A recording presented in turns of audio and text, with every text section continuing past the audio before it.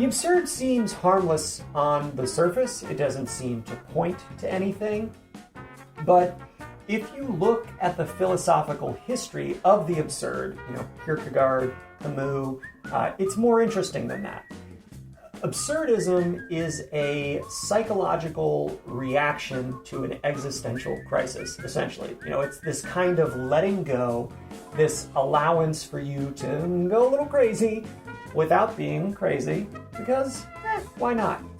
It's a justifiable philosophical stance that can be born out of logical analysis of the human condition, even though it just looks like a weirdo doing goofy crap.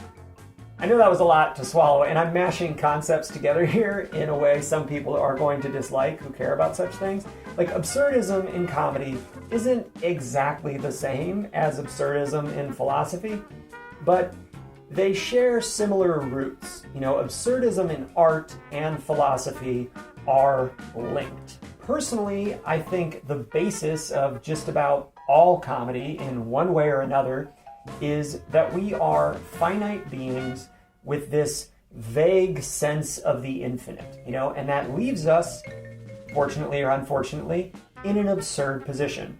We are animals with an imagination, and that's strange, to be a conscious animal. There's a book you can read that really hammers at this dichotomy in the human condition. It's called The Denial of Death by Ernest Becker.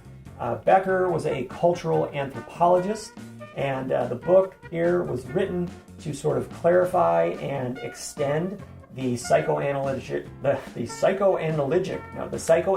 project of Sigmund Freud. People say that Becker sort of brought closure to Freud by substituting the centrality of sex in Freudian analysis with the concept of death anxiety. And there's this whole terror management theory branch of psychology that's spun out of that. You can look up all of those things if you want to. The reason I bring up the book is because if you want to study how jokes work, I'm not sure how many people out there geek out about jokes the way I do, but that's kind of the point of this whole video podcast thing. But if you really want to understand them, understanding what Ernest Becker keeps hammering at in The Denial of Death can actually be really useful.